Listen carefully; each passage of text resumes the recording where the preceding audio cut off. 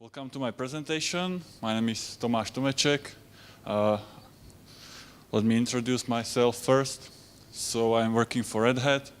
I'm a software engineer, so I mainly code and develop stuff. For the last couple of months, I've been working on Docker a lot. Actually, that's why I prepared my presentation. I'm trying to integrate Docker into our internal infrastructure by creating a build service for it so we can build images. It's actually quite hard. And I'm a Python developer. Most of the code I write in Python. Okay, so why did I create a talk which is named Docker for Developers? The main reason is that I get asked about Docker a lot in office, especially by colleagues who have never tried Docker.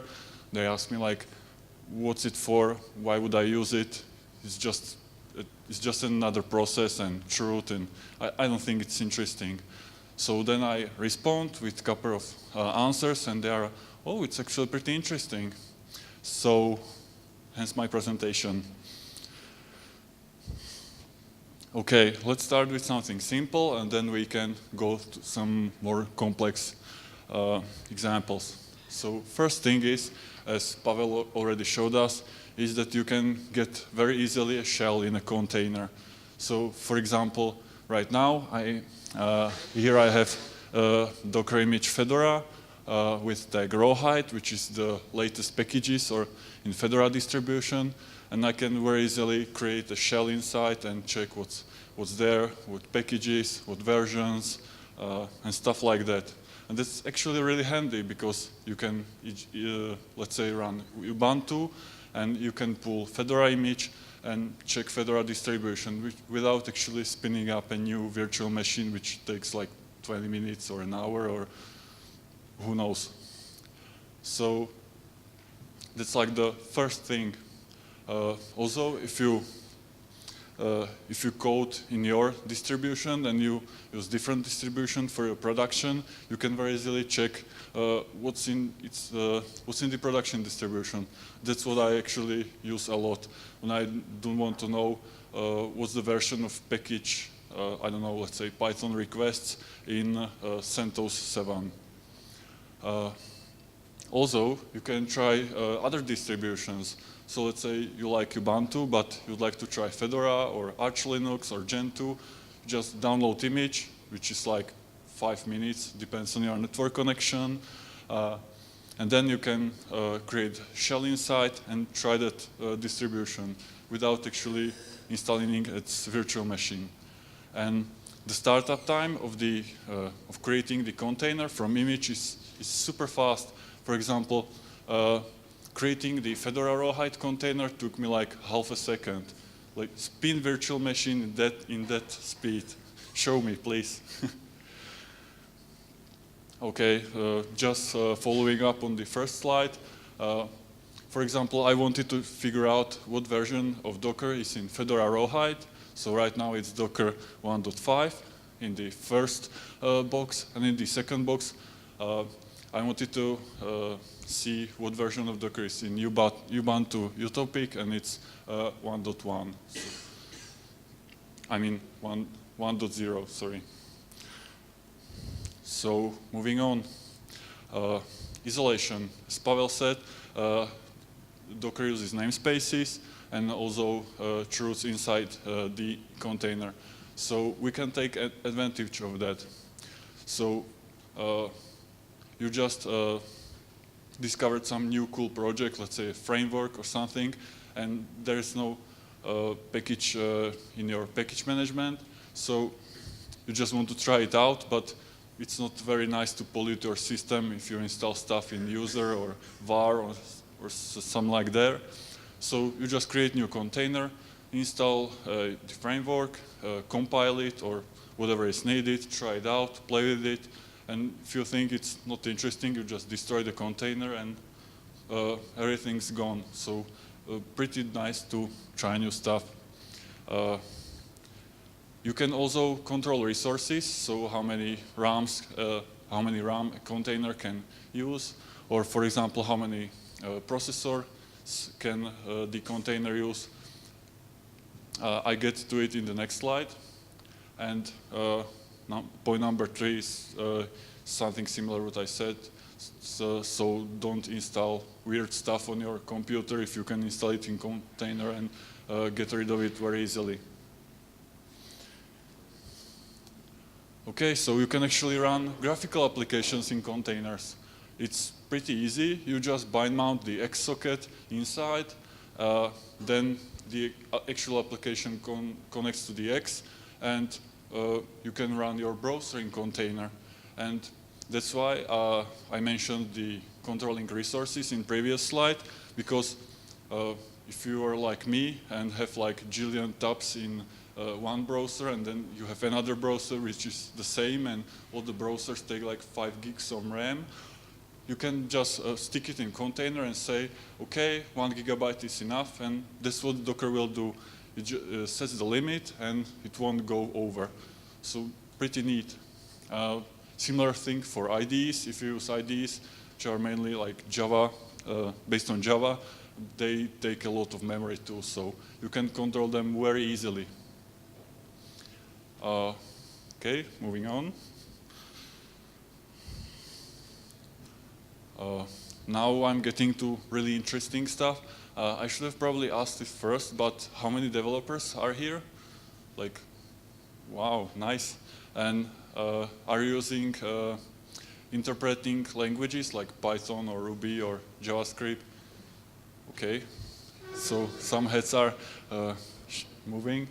So this is actually what I really like about Docker, because you can spin up a container and start your application server in there, and you can bind mount your sources inside, and then as you code,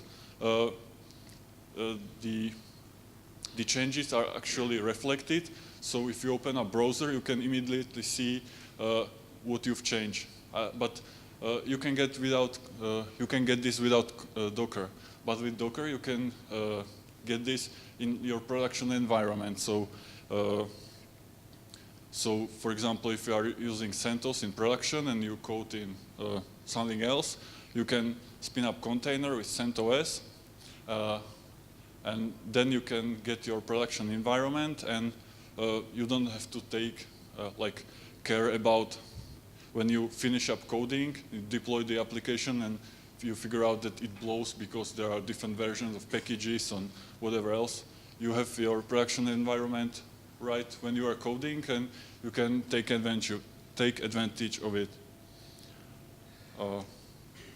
Okay, and this is my most favorite feature of Docker, because it's really like mind-blowing. So in previous example, I was just talking about like your web application, but web application is most of the time composed like of several components, like the web actually, then database, then maybe in-memory database like Redis, and then worker, and something else. It's like, I know, like 5-6 daemons. And imagine that new developer comes to your company, and he or she needs to first set up the environment, and it may take like a week or something. With Docker, it's actually pretty simple. You just create this YAML file, and you specify all the components. So my application has web, database, and data. So in first part, I tell the tool Docker Compose where is my Docker file for a web container. Then I tell which container should be linked to the web. Then what ports should be exposed. So that's my web. Then the database. I don't have Docker file for that because I have image for it. So this PostgreSQL.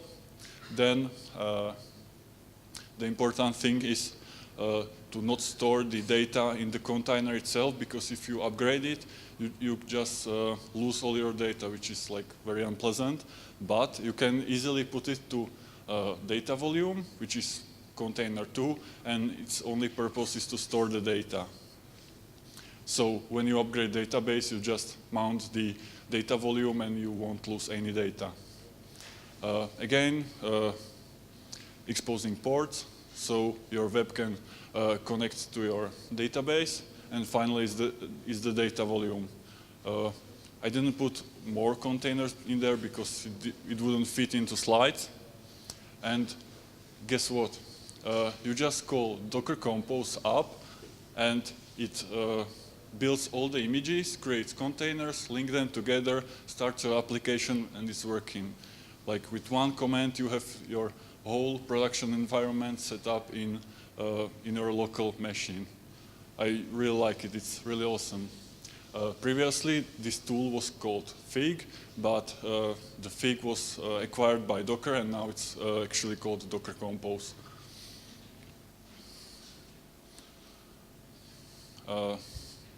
Okay, running tests. So with Docker, you have very easily a clean environment, minimal environment. That's pretty much what you want for your tests. So there is no there are no things which could change the behavior or the test for the tests. So you could actually create a pretty simple scenario for running tests. So you will create container, then get your sources inside, compile them, and probably compile them. Then you will run the tests, and if the tests pass, you just can destroy the container and write results somewhere. And if they don't, you just keep the container and let the container running. And later on, you tell developer like, okay, this test blows. Here's the container. Here's the shell. Debug it and fix it. So very easy.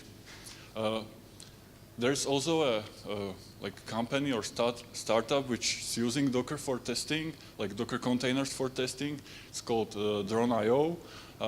You can easily hook your Git in GitHub in there and run your tests in there. It's fully open source, so you can actually deploy it yourself and run it on your own. Okay, so I'm slowly getting to the end. Development image. You probably have tinkered your local machine with dot files for like Vim or Tmax or I don't know, Git and stuff like that. And when you get to a new machine, you don't have it there, and it's like I don't know. It's really hard to work in such environment. You would like to have all your functions and aliases and programs. So you can pretty much create a Docker image with all your favorite tools and your favorite distribution and all your configuration.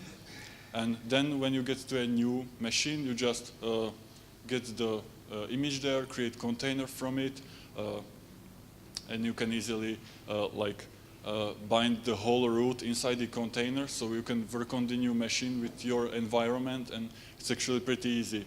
So there could be another use case for Docker. And this actually it. So did I miss something? Do you have like another use cases for Docker which I didn't have in my presentation? Okay, so I covered everything. Yay, good for me. I hope that Kuba won't mind if I put a simple add in here. We are actually planning a Docker meetup in Brno, so if you are interested, get in touch with me. If you have some interesting presentation, I'd like to have it in April probably, so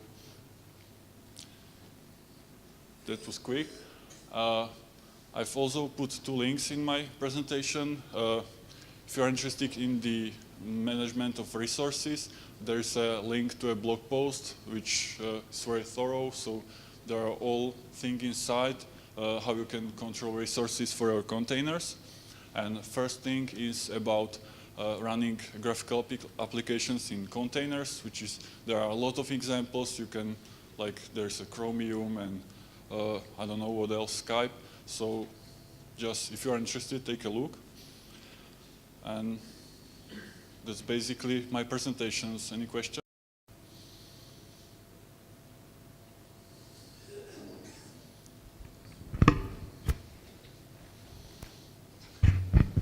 it's about testing. When you run tests in Docker container, how do you know the test failed or it passed? Can you get the error code? Yes. Last command, which exists in Docker container, that's actually the command. Hold on, let me rephrase. So last command, which ends in Docker container, that's actually the command which Docker tells you how the container went. So yeah, you get the error code. Or well, the best thing would be to connect to some service from the container and upload the results there, like JSON or something. So I would go that way. Okay, thank you. Okay, so thank you for your time. One quick question.